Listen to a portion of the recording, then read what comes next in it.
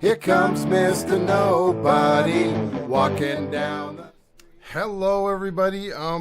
Once again, so glad to be back. Today we're talking about using the headphone jack, because this came up as a question, to transfer music over.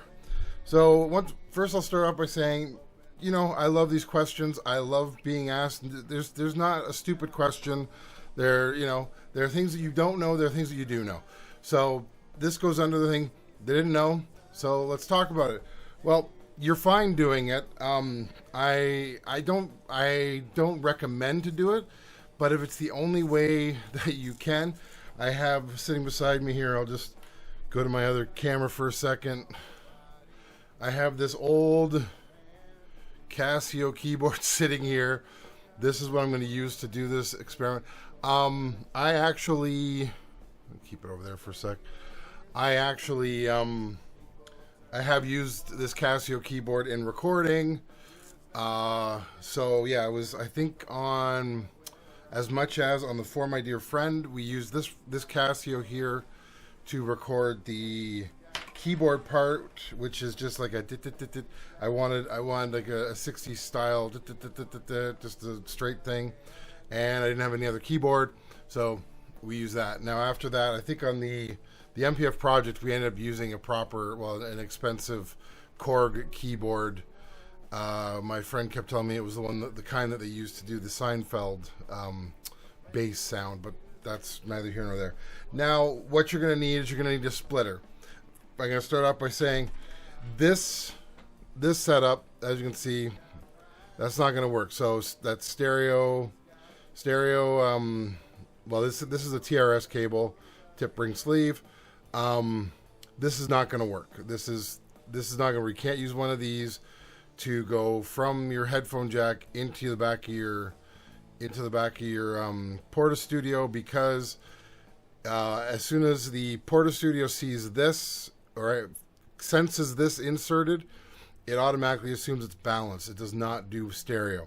So most people will have something similar to, this, which is, I think most of us have this. I'm trying to put it in the center here. Most of us have this. You have your headphone jack. This is like for like for an old CD player or for an old phone. Phones used to have this. Now they don't. Some do, some don't. And then into two RCAs. Now you're going to need this is an adapter. So you plug that one into this one. All right, so that's roughly what you're getting there. So you got your full 1/4-inch adapter. If you need it, you might not. And then I have so many little bits and bobs floating around. These are RCA. Oops, let me move over here. RCA ends. Trying to get them so they focus. There we go. RCA ends. So you just plug them in, and then you got your 1/4-inch there. Now I'm going a little more fancy. See if I can show this. I got it plugged in already. So this is a 1/4-inch, trying to get into the frame. 1/4-inch there you go. 1/4-inch stereo tip ring sleeve, and then it goes, I'll pull back because it's all plugged in. Well, I'll just unplug it.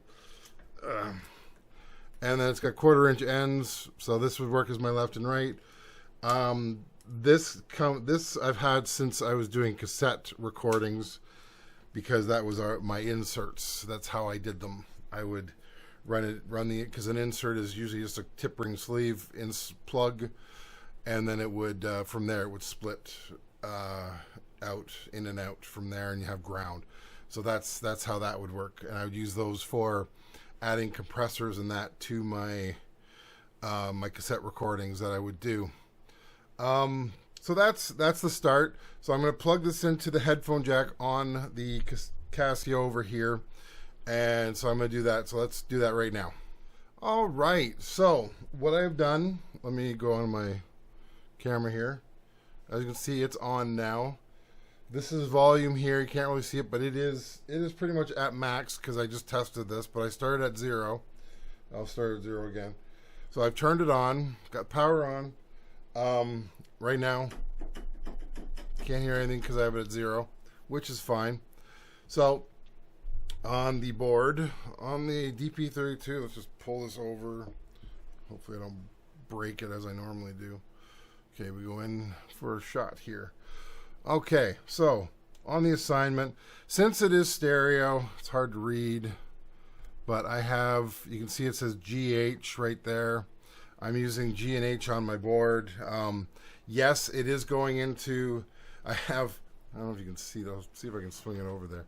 So there, that's the cables coming from my keyboard going into, so it's 1/4 inch going to XLR. The reason for that is because I like running everything through the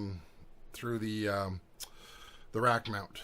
So that's why that is like that. So yeah, so you may not have a rack mount. You may just be going directly in. Same setup. So I'm using G and H. I got a little bit of glare. I'm sorry about that. Let me just see if I can cut it a bit. No, well, all right. So yeah, so it's going G and H. I have it going into that.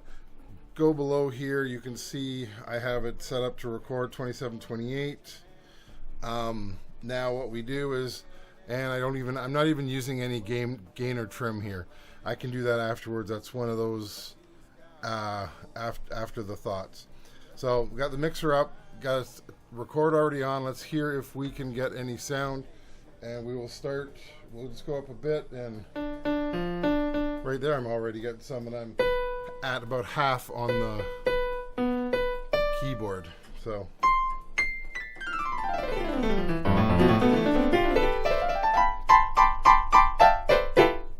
and I go max,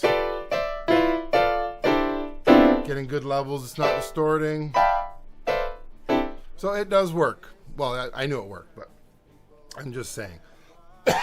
Oh, excuse me. So that's how you do it. It's pretty simple. It does work. It's safe. Like I said, I recommend if you do have a line out, use the line out. This is kind of a last resort, and in this case, like with this old Casio keyboard, the only other 1/4 inch plug or any kind of plug like that is for a foot pedal. So, and I don't have that hooked up. And then the other option is MIDI, so I can go MIDI into my computer, use my audio interface, and then go across. And I've done that too. So there's always an option. Always an option. So that's today's video. Hope you enjoyed it. Thanks for watching, and I will talk to you later. Bye.